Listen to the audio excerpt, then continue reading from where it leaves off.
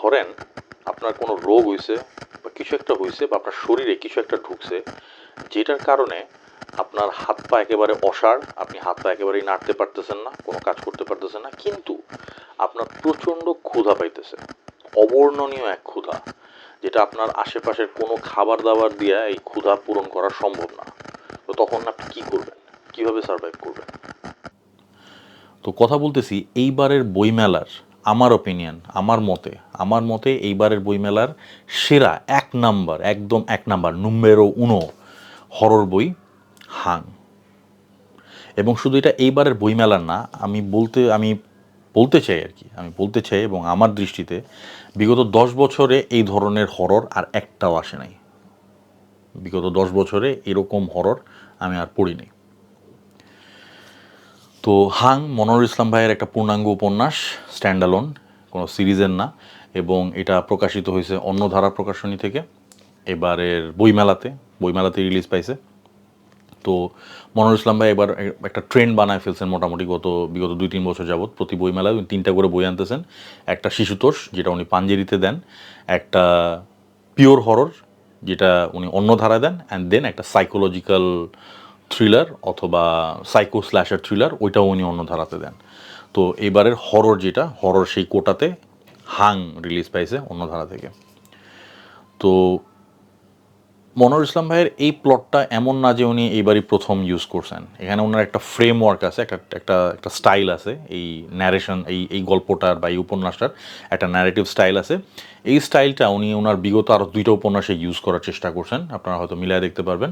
অদ্ভুত আধার 1, ওটা নালন্দা থেকে আসছিল, আর দ্বিতীয়টা হচ্ছে তাহার বাড়ি অন্য কোথাও, সেটাও অন্য ধারা থেকে আসছিল। এটা ছিল গত বছরের সেরা হরর বই।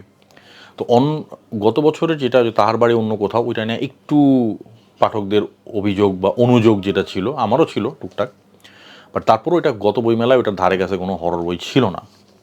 তো যেই জিনিসটা মনোয়ার ভাই আমার দৃষ্টিতে যেই জিনিসটা বা যেই ফর্মুলাটাকে পারফেক্ট করার চেষ্টা করতেছিলেন মনোয়ার ভাই, finally he has nailed the formula.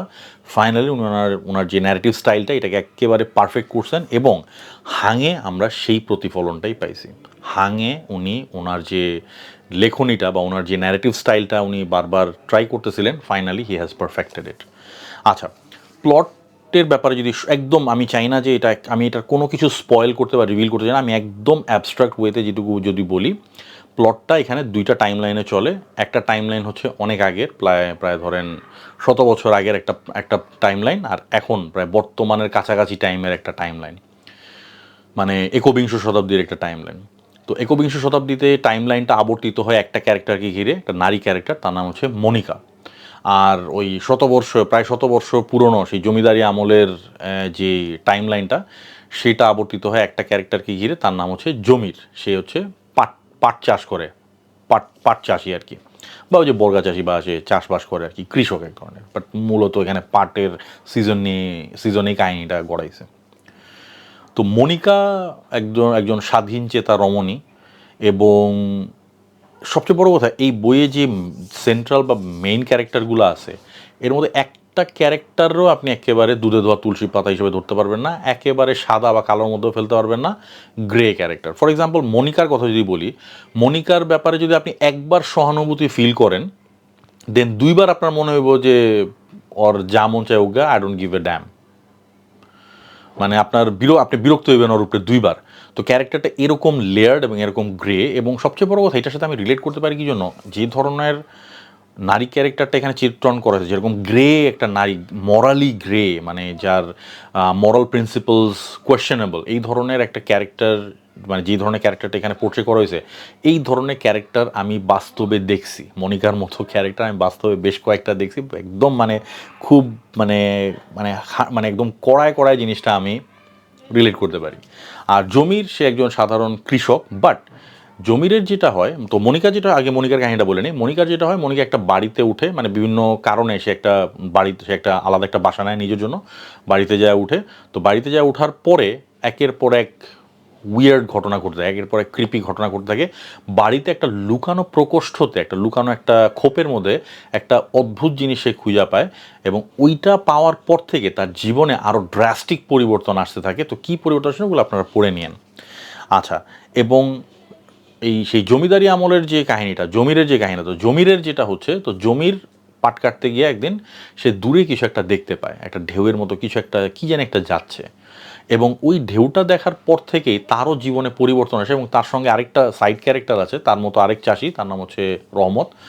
রহমতের পরিবর্তনটা আরও আসে বেশি। তো রহমতের কি হয় এবং এটার সাথে জমিরের কি সম্পর্ক, এবং এই রহমত আর জমিরের যা হয় এইটার সাথে মনিকার কি সম্পর্ক, এই পুরো জিনিসটা খুব সুন্দরভাবে শেষে একদম টাইন করা হয়েছে।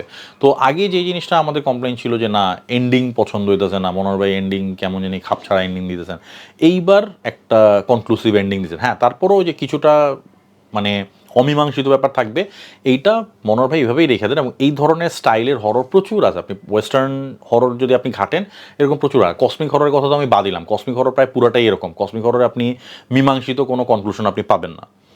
তো কসমিক হরর এবং এই ধরনের, যেমন ক্লাইভ বার্কার যদি আপনি পড়েন, ক্লাইভ বার্কারের হররে হ্যাপি এন্ডিং বলে কিছু নাই।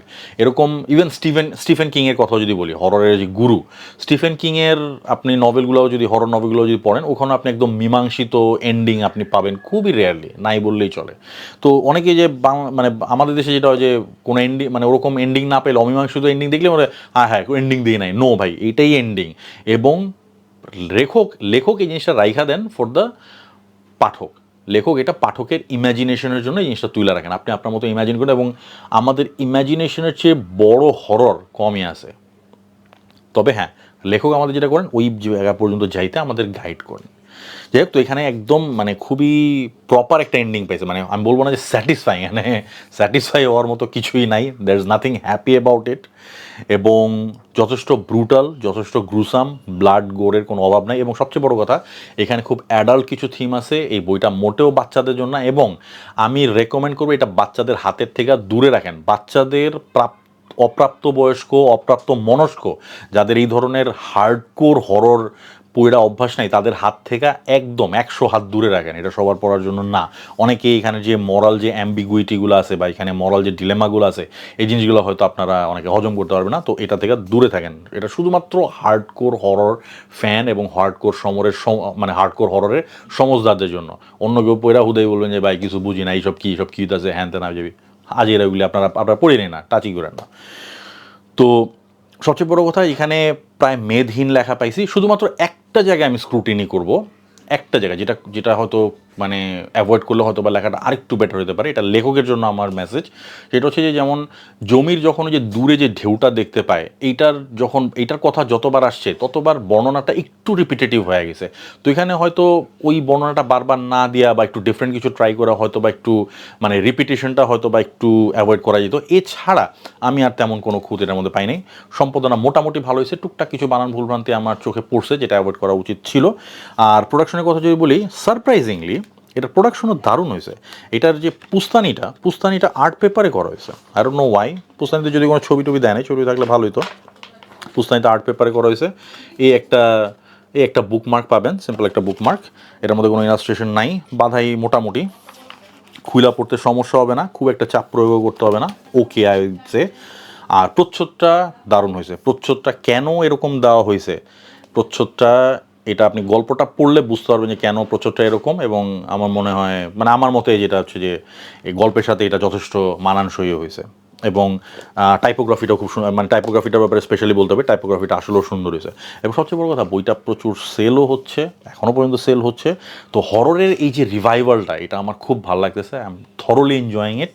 এবং অনেক দিন পরে এরকম একটা হরর পইরা অ্যাজ এ হরর ফ্যান এবং অ্যাজ এ হরর জনরা অ্যাফিশিওনাডো আমি যার পণ্যায় সন্তুষ্ট। আমার তরফ থেকে একদম শুধুমাত্র হরর, হার্ডকোর হরর এইসব ফ্যানদের জন্য এই বইটা হাইলি হাইলি হাইলি রেকমেন্ডেড। এবং এটা আই উড সে যে দিস ইজ, মানে আপনি যদি বলেন যে Lincoln's choice, this is Lincoln's choice number 1 এইবারের বইমেলার সেরা হরর।